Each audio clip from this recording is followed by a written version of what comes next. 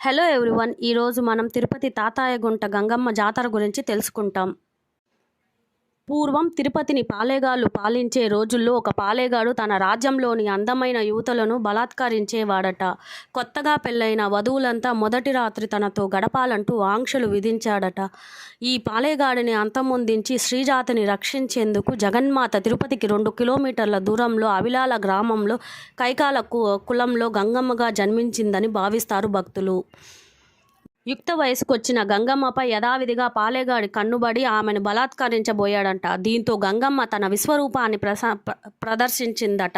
తనను అంతమొందించేందుకు అవతరించిన పరాశక్తే గంగమ్మ అని తెలుసుకున్న పాలేగాడు పారిపోయి దాంకున్నాడట.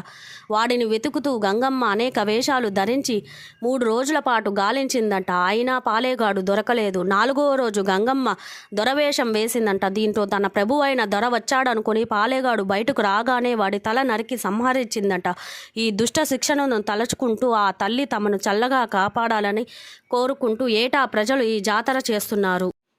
తమిళ సంప్రదాయం ప్రకారం చిత్రనెల చివరి మంగళవారం రోజున చాటింపు జరుగుతుంది. ఇందులో భాగంగా ఉదయం ఆలయ ప్రాంగణంలోని అమ్మవారు విశ్వరూప స్తూపాన్ని అభిషేకం చేయించి వడిబాలు కడతారు. సాయంత్రం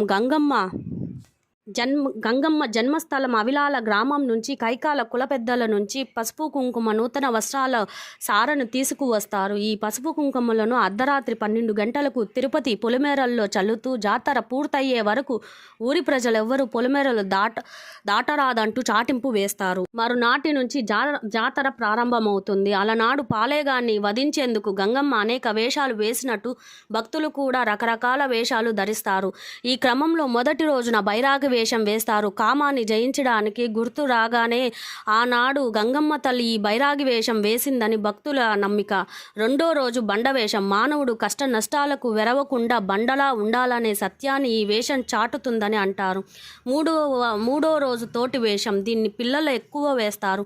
4వ రోజు దొరవేషం. డప్పులు వాయిద్యాలు సందడి మధ్య దొరవేషాలు ఊరంతా ఊరేగుతారు. స్థల పురాణం ప్రకారం శనివారం నాడు అమ్మవారు దొరవేషంలో పాలేగాడిని సంహరిస్తుంది.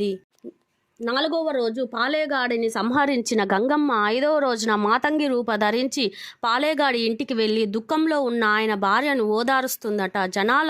జనన మరణాలు సాధారణమే అంటూ ఆమెకు ధైర్య వాచకాలు చెబుతుందట. దీనిని గుర్తు చేసుకుంటూ భక్తులు ఆదివారం నాడు మాతంగి వేషాలు వేస్తారు. 6వ రోజు సున్నపు కుండలు వేషం వేస్తారు. 7వ రోజున జాతర భాగంగా సప్పరాల ఉత్సవం జరుగుతుంది. గోపురాన్ని పోలిన సప్పరాలు తయారు చేసి వాటిని శరీరంపై నిలబెట్టుకుంటారు.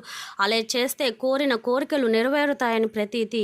అదే రోజు కైకాల కులస్తులు పేరంటాన్ల వేషంలో వస్తారు.